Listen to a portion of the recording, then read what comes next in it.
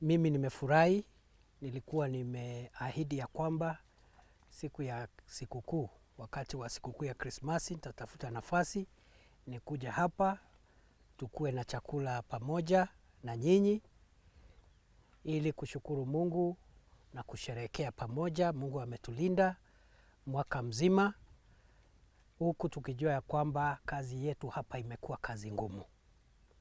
Imekuwa kazi ngumu, kazi ya hatari, kazi ambayo inahatarisha maisha yetu. Wengine wetu wameumia, wengine wetu tumewapoteza, NPRs wetu kadhaa. Na kwa hivyo kwanza ni kushukuru Mungu ya kwamba ametuwezesha kuendelea kufanya kazi ambayo tumekula kiapo kuifanya, ya kusaidia katika kuilinda nchi yetu na kujaribu kukabiliana na uhalifu wote ambao unahujumu demokrasia yetu, katiba yetu na uhuru wetu kama taifa. Nataka niwashukuru sana. Kama nilivyosema, wakati huu katika hii operation yetu ya maliza uhalifu katika sehemu hii, tumeona utendakazi mzuri wa maofisa kutoka vitengo mbalimbali vya usalama wakifanya kazi pamoja. Na nataka niwashukuru kwa sababu hii ni mara ya kwanza ambayo tumeona vitengo mbalimbali vya usalama wakiwemo wanajeshi wetu ambao wanahusika na ulinzi wa taifa, vile vile wakifanya kazi na afisa wa polisi na NPRs pamoja katika kulinda taifa letu na kulinda wananchi na mali yao. Na washukuru makamanda wenu, viongozi wenu na wakuu wote wa vitengo mbalimbali vya usalama katika sehemu hii ya Baringo, North Rift na sehemu zingine ambazo ziko na changamoto kama hizi.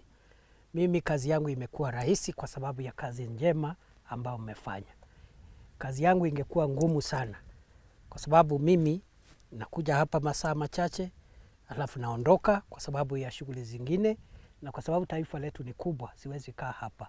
Nyinyi ndio mmefanya kazi ya kulinda wananchi hapa, kukaa nao hapa, kuwasaidia wakati mali yao imeibiwa na wakora, kufuata wale mifugo ambao wameibiwa na kuwapokeza wenyewe hiyo mifugo wakati imepatikana.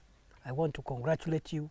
I want to tell you on behalf of the government of Kenya, on behalf of President Ruto, we appreciate what you're doing, and under very difficult circumstances. We know that for a long time there have been issues that we have been meaning to do, to improve on your conditions of service and also to improve on your equipping you and kitting you to be able to do your job.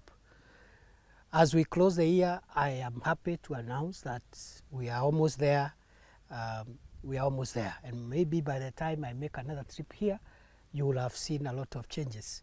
I was just telling you seniors here that one of the things that this administration sought to do from the very beginning was to make sure that we modernize the equipment of our officers, because we realized for some time there has not been good investment in upgrading and modernizing our equipment.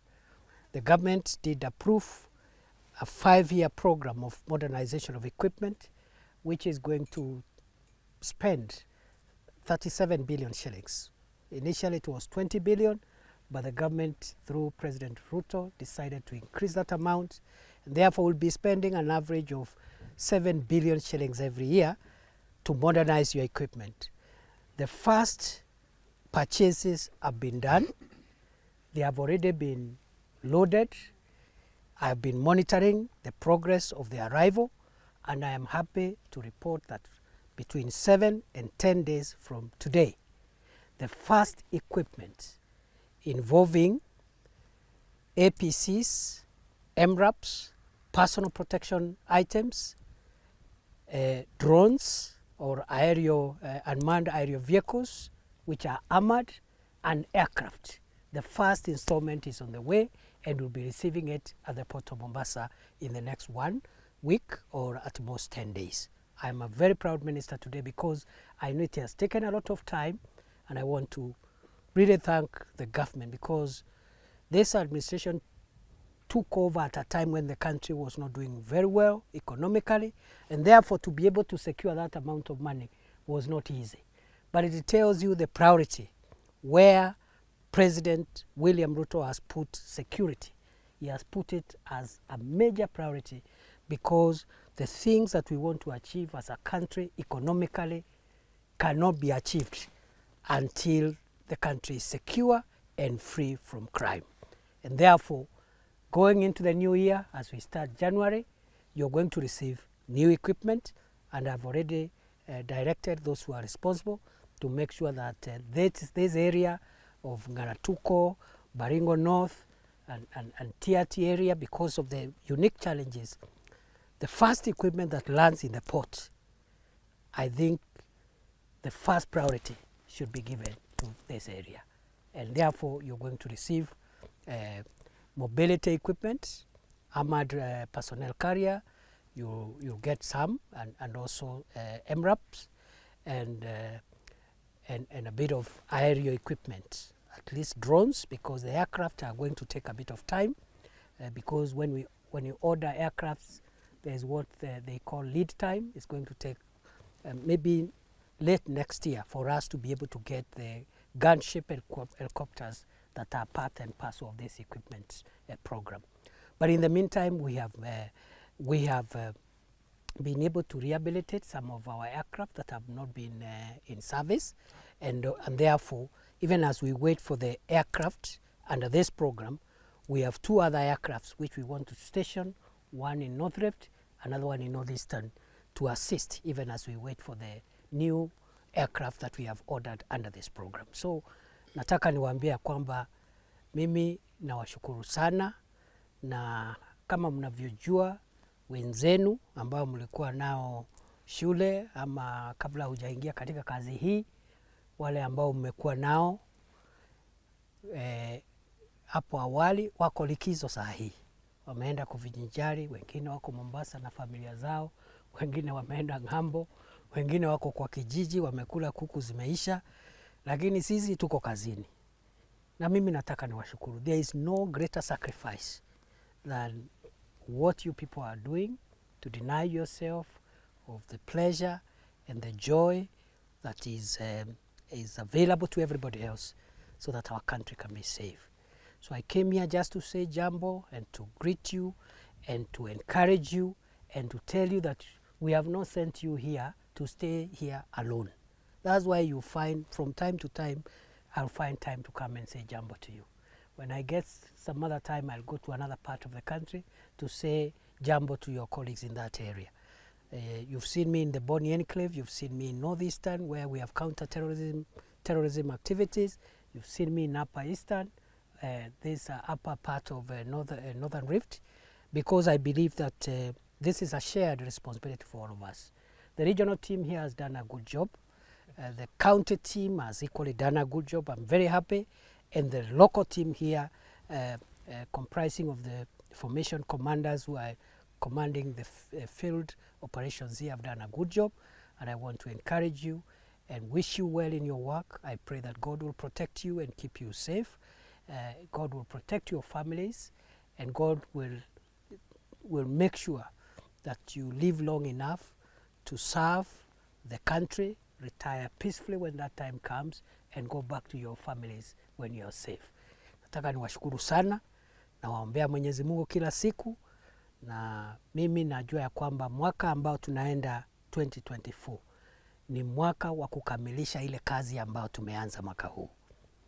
Kama 70% ya hii shida imeisha, na tunajua mahali kumebaki na shida kidogo kidogo. This area around Ngaratuko, Kagir area, kulikuwa ndio kumebaki na kashida kidogo. Other than that, we have an outstanding problem at the intersection of Turkana South and North Pokot North. That area, ambao wanauana kidogo hapa, much of it really has nothing to do with livestock, it's about other things. But insecurity is insecurity. And therefore, whether they are cattle rustlers or they are people killing other people for whatever other reasons, we are going to make sure that we stamp out that problem once and for all. Equally, I think we have a challenge in Samburu area, Samburu West, Samburu East, and a bit of sporadic attacks in West. But those are localized issues that we are dealing with. That intersection of Samburu East and Isiolo, then within Isiolo, Oldonyiro, and Laikipia North, about 4 or 5 small areas. And we are zeroing in on these isolated hotspots, which are outstanding, to make sure that the 30% of the problem that is remaining will be stamped out. And 2024 is a defining year in this war.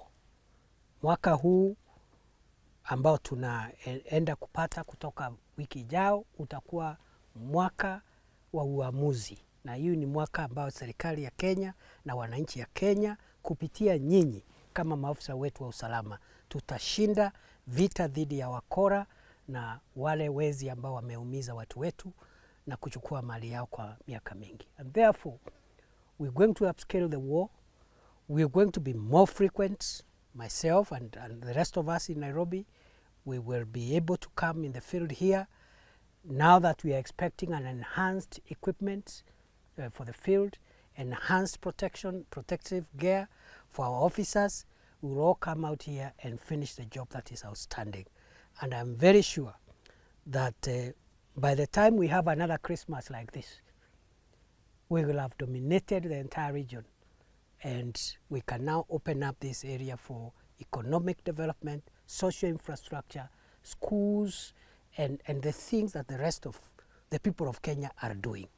So mimi sitaki niwachoshe sana, nataka niwashukuru sana. Langu ilikuwa kuwasalamia, kuwatakia baraka ya Mwenyezi Mungu katika kambi hii ambayo ni mpya. Kambi ile imewekwa pale mpya ya RDU Ngaratuko, ile iko Kagir, zile zingine za Astu, RDU, police station ambayo iko hapo Leruk, nasikia kuna pia police post hapo Yatia. All the security facilities here. I pray God will guide your operations so that you overcome the remaining part of this problem. Nawashukuru sana. Asanteni sana.